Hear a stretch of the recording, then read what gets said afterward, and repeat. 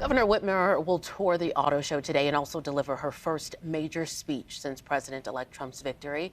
The governor is expected to extend an olive branch to the incoming president while strongly opposing his tariff plans she feels will hurt the auto industry in our state. Governor Whitmer is about to give her road ahead address at the auto show. Let's listen in together. Today and tomorrow, the state is presenting an exciting new program here. It's called the Future Leaders Forum. It's focused on cultivating the industry's next generation of talent by connecting university and high school students with industry experts and technology. You'll see many of these future leaders on the show floor here today. And now, it gives me great pleasure to introduce the Lieutenant Governor of this incredible state, the state that happens to be the home of the, hopefully, Super Bowl-bound Detroit Lions. The Honorable Garland Gilchrist. Lieutenant Governor.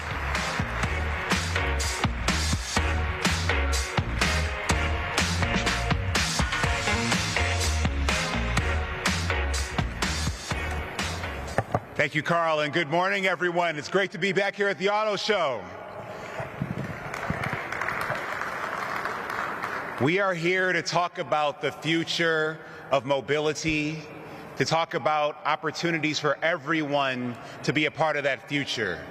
And it is amazing to have the Auto Show back in its home month, which is January, because it is the best possible way to start out a year thinking about what's possible, a year thinking about innovation, a year thinking about the creativity that is embodied in the engineering excellence, in the concept vehicles, and the visions of tomorrow that are on display throughout this auto show floor. I thank each and every one of you for participating in this show again and reestablishing this anchor of our economy, of our winter experience, but more importantly, setting us up for success this year. Everybody in Michigan either works in the auto industry, loves someone who works in the auto industry, or has someone who loves them who works in the auto industry. I'm no different. My mother is a General Motors lifer and a retiree in 2008. Our history of connection to this industry is a history that's about making people's lives better by connecting them, their goods, their ideas, their services, and their opportunities. So I want to thank all of the innovators who are here. I want to thank all of the educators who are here. I want to thank all of my fellow engineers who are here making this show possible. We have so much work to do, and we will do this work together. And I'm so proud that we can do it alongside leadership coming from the public sector, from the state level, from people like my partner in public service. Ladies and gentlemen, please welcome the Governor of the great state of Michigan, Gretchen Whitmer.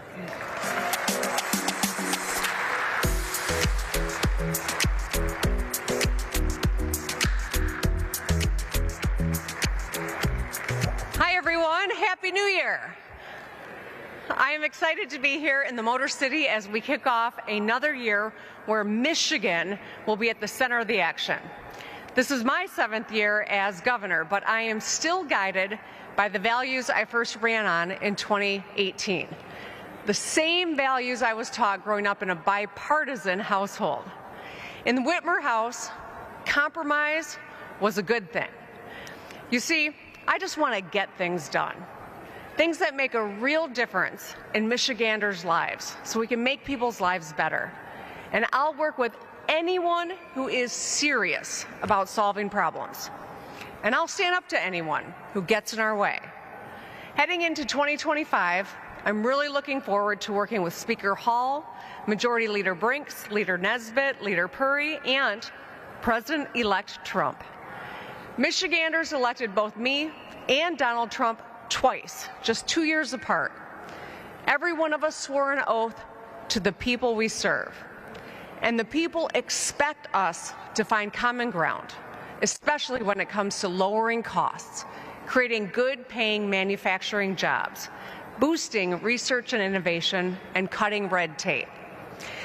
Now, I don't want to pretend we're always going to agree, but I will always seek collaboration first. I won't go looking for fights. I won't back down from them either, because I'm not here to play games. I've got a job to do. And that brings me to why I'm speaking with all of you here at the Auto Show. Usually I wait until my State of the State address to lay out an economic vision. But this could not wait. This is a serious moment. Right now, the future of the entire auto industry is at stake. The very core of Michigan's economy is on the line.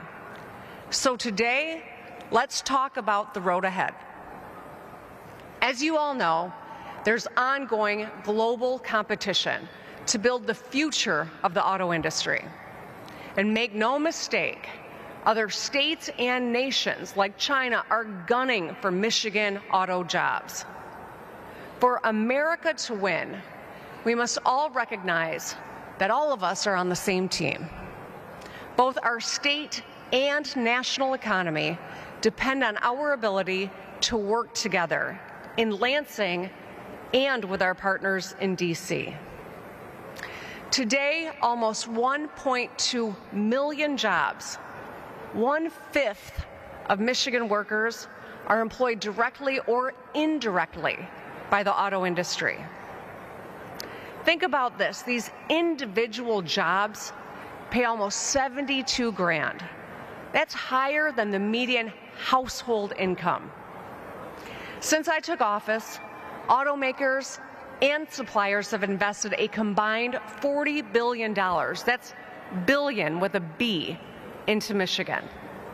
Today, we're home to nearly 1/5 of all North American auto production. We also have the highest concentration of engineering talent, more than 1,000 independent auto suppliers, and 62% of all American R&D spending in the auto sector.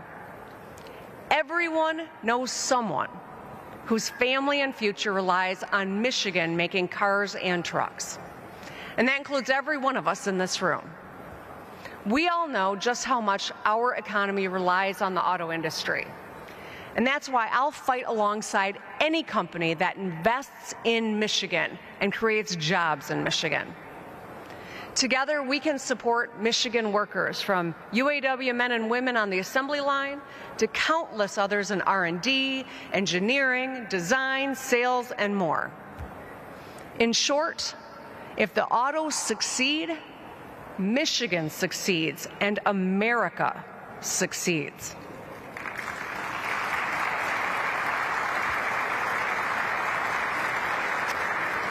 Now, I want to take us back to December of 2021, when I brought Republicans, Democrats, and industry leaders together to establish our bipartisan job fund. It worked. We won billions of dollars worth of transformational projects. And since then, we've been building on this momentum, passing brownfield legislation, making it easier to convert abandoned buildings into new, cutting-edge factories powered by the latest technology, modernizing Renaissance zones to lower costs for companies who invest in areas of our state that had been ignored, winning hundreds of millions of federal dollars to help manufacturers retool their factories and make sure today's auto workers can be a part of tomorrow's economy, including a new program for small suppliers that we'll be launching later this year. And on Monday, I stood with business leaders and signed bipartisan legislation to establish an innovation fund and an R&D tax credit. These new tools will launch hundreds of Michigan-based startups, create thousands of good-paying Michigan jobs, and increase collaboration with Michigan's world-class universities. Now, over the past 6 years, we have moved forward. But if we don't keep going, we will fall behind. Michigan is still the #1 auto state, but others have gained ground, especially in the South. They want to steal this vital industry away from us. But we're Michiganders, damn it, and we're going to fight, right?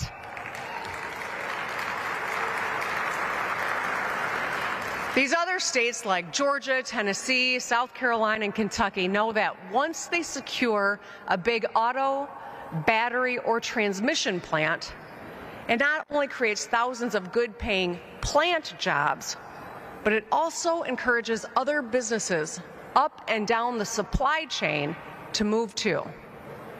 Because proximity saves companies time and money, and it's part of the reason Michigan remains dominant so far. But make no mistake, these big factories have gravity. Eventually, if enough of them are built elsewhere, industry will be pulled out of Michigan's orbit. These other states are using every tool at their disposal. Some of them are just writing blank checks to companies. Well, that's bad policy. We can do this in a more thoughtful, more strategic way that's accountable to taxpayers. The truth is, today, we lack speed and flexibility to win, though. And the tools we do have are going away. It's also no longer enough to just have part makers and assembly plants. To compete in the 21st century today, we need battery factories, software companies, chip fabs, and startups too. What defines the auto industry is changing in front of us. It's evolving into the auto ecosystem. Now consider all the moving parts, the lines of code, the rare earth materials that go into every vehicle. Owning this ecosystem top to bottom is critical. And to build an auto ecosystem, we cannot get complacent. We must update our economic toolkit to match our changing reality.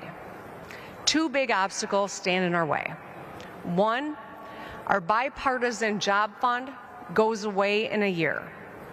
And two, my road bonding plan, Rebuilding Michigan, is phasing out. Losing both without better, more comprehensive replacements will throw us off track. It'll harm both our state and our national economy. We see the bad version of this story playing out in Europe right now, where Chinese electric cars and batteries are gobbling up market share. European automakers are worried that they're falling behind. More than 12 million European direct and indirect auto industry jobs are at risk. If we don't act, that could be our future too. One where we allow companies who are subsidized by the Chinese government to sell at a loss and crush the core of our economy. That's not going to happen, not on our watch. Instead, let's seize this moment. Let's bring both parties together in our legislature, and let's support the auto ecosystem we need to continue to dominate. So first, we must replace our job fund with new and better tools. We must stay nimble to support businesses that are already here and win new ones too. I know securing these big factories hasn't always been easy, but we gotta keep working at it. We can't just unilaterally disarm, like some on the far left and far right would have us do. Here's what we can do now. 1, a new Make It in Michigan Auto Job Fund to help us close deals and move faster as we compete with other states and nations and land big factories and engineering and tech centers. 10 other states are already doing this. This is critical to design, engineer, and build the next generation of vehicles. We don't care what you drive, ICE, hybrid, or EV. We just care that it's made right here in Michigan by Michigan workers.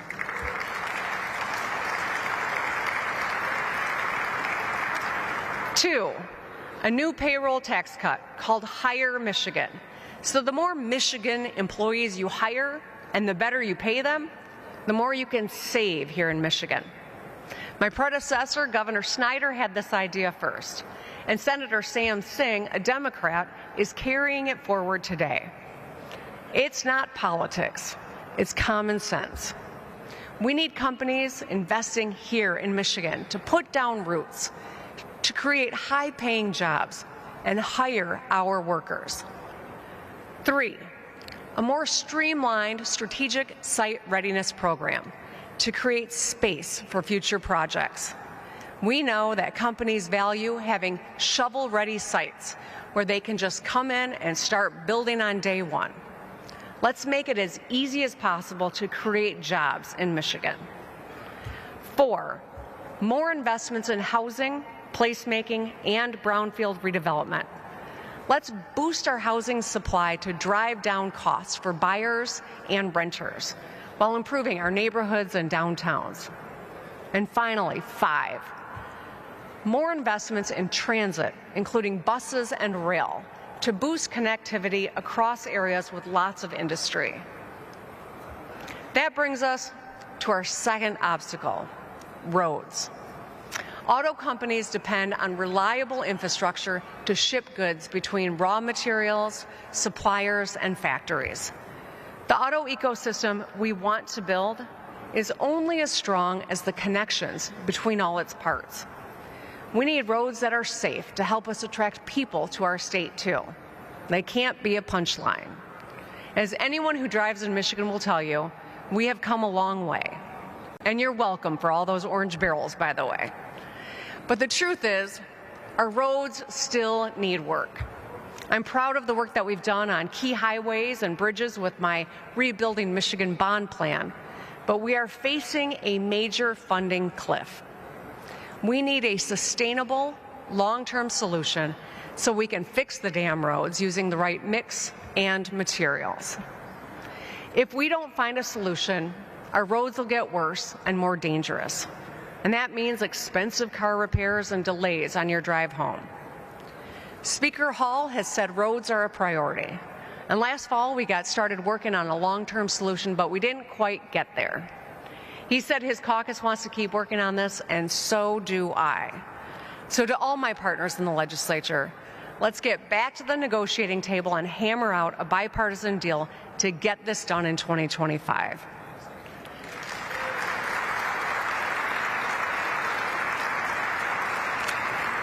You know, it's not easy, but fixing the roads means we all need to recognize some hard truths.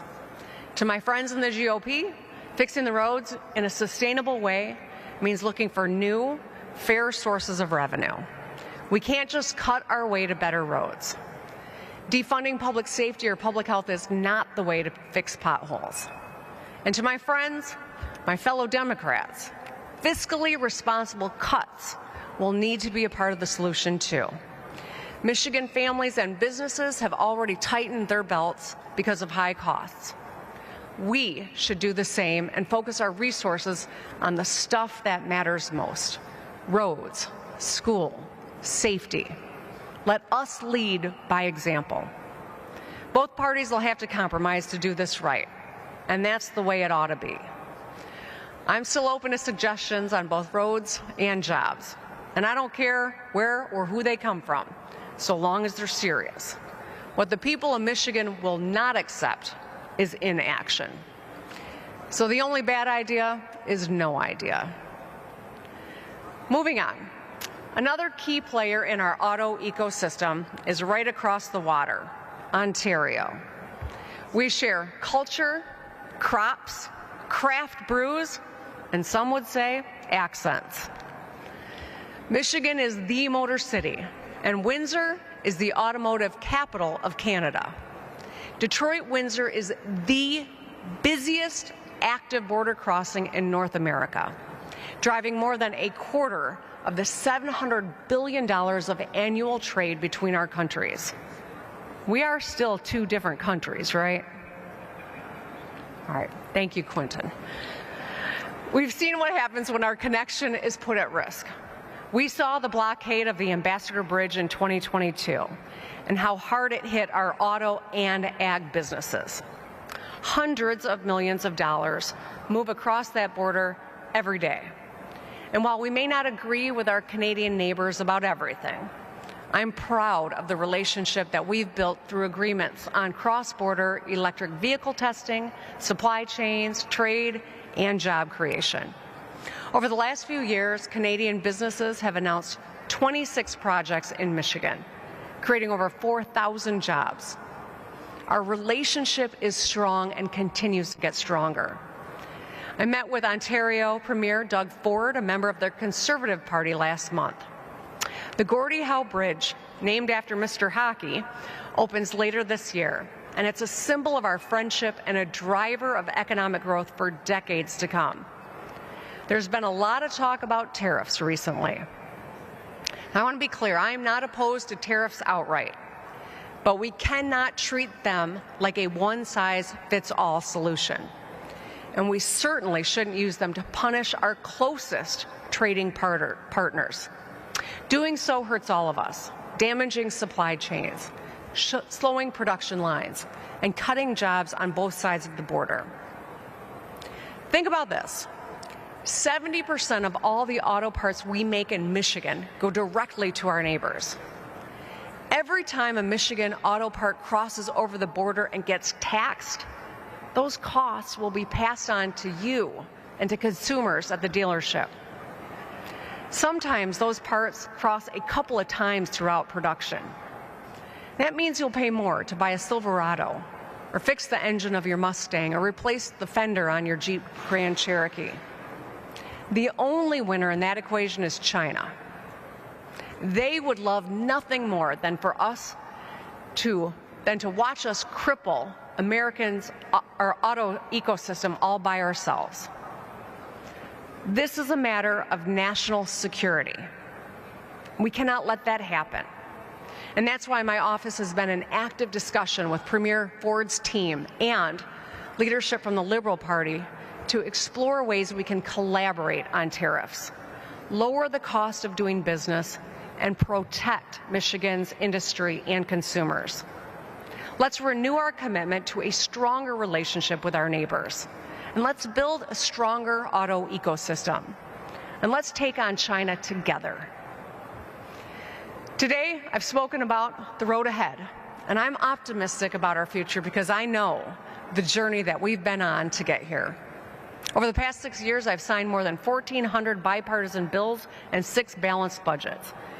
And to those who are keeping score at home, nearly 1,000 of those were under a Republican-controlled legislature.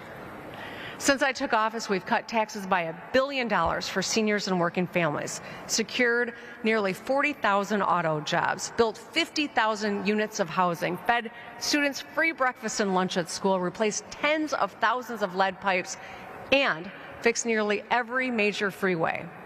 Our rainy day fund at an all-time high. State revenues are strong, GDP is up 35%, our credit rating is up, educational attainment, family wealth, and incomes are all up too.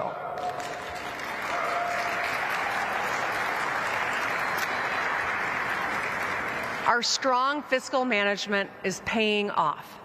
And just look at where we are. Michigan is a state on the rise that's turning doubters into dreamers. And our Lions are winning big too. Going from a punching bag to a powerhouse, we are at the center of America's most exciting story. But there's always more to do.